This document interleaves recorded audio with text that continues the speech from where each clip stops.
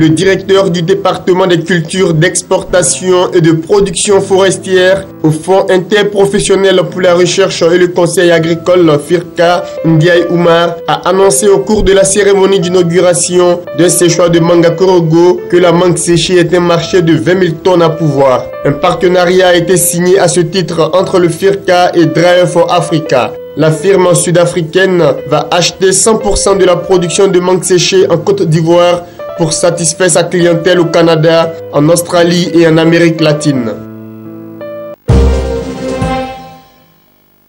Le Comité national de suivi et évaluation des investissements en Côte d'Ivoire vient de présenter un rapport provisoire sur les investissements privés. Il renseigne sur les types d'entreprises qui sont créées et leur taille, les investissements globaux réalisés par le secteur privé, les secteurs les plus prisés, les emplois créés, les difficultés des entreprises et contient des recommandations formulées à partir des besoins des chefs d'entreprise. Le contenu de ce rapport va être publié après la validation des autorités ivoiriennes, notamment le Premier ministre. À travers ce rapport, le Comité national de suivi et évaluation des investissements en Côte d'Ivoire veut mettre à la disposition du gouvernement ivoirien les données fiables sur les investissements privés et leur impact social en Côte d'Ivoire.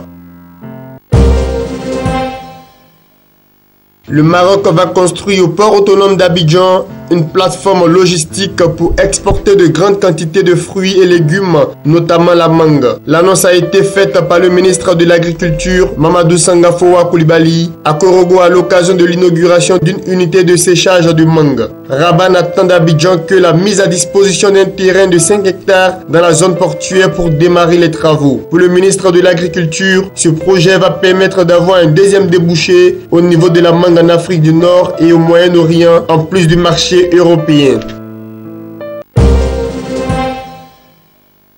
Le chef de l'État ivoirien, Alassane Ouattara, a lancé les travaux de construction de la zone industrielle d'Azopé, environ 100 km à l'est d'Abidjan. Les premiers travaux coûteront 5 milliards de francs CFA et vont permettre de réaliser les voiries et réseaux divers primaires, c'est-à-dire l'amener d'eau, l'électricité, le bitumage, la construction des caniveaux et de grandes voies structurantes. Abidjan étant saturé, cette nouvelle zone industrielle située à 1 heure de route de la métropole ivoirienne va permettre l'implantation de nouvelles industries en Côte d'Ivoire.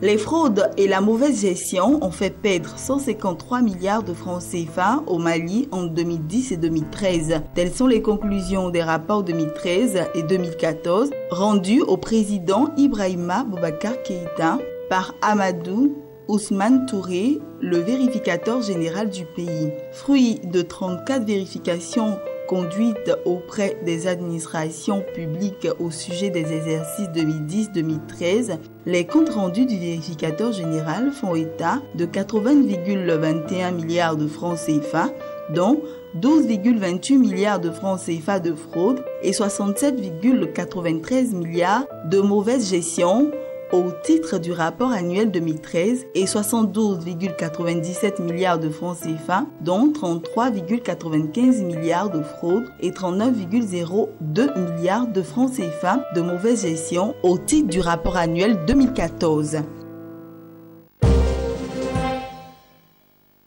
L'agence de notation Standard & Poor's S&P a annoncé dans un communiqué avoir confirmé à A-2 les notes du Botswana pour les émissions souveraines de long et court terme en devises étrangères et en monnaie locale.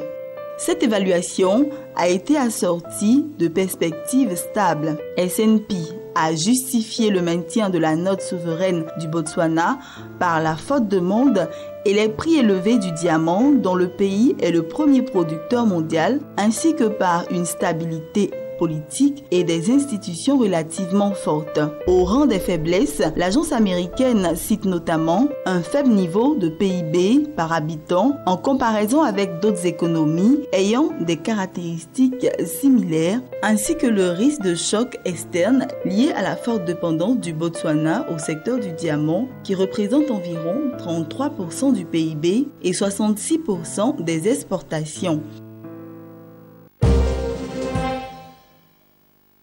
Royal Air Maroc et Qatar Airways ont signé un accord de partenariat commercial stratégique qui permettra une extension des réseaux des deux opérateurs vers l'Afrique et l'Asie. Il s'agit d'un accord de partage de code qui aura pour première conséquence le lancement d'une nouvelle liaison entre les deux bases respectives des deux compagnies aériennes. À partir de septembre, Royal Air Maroc proposera 3 vols par semaine entre l'aéroport de Casablanca Mohamed VI et celui de Doha.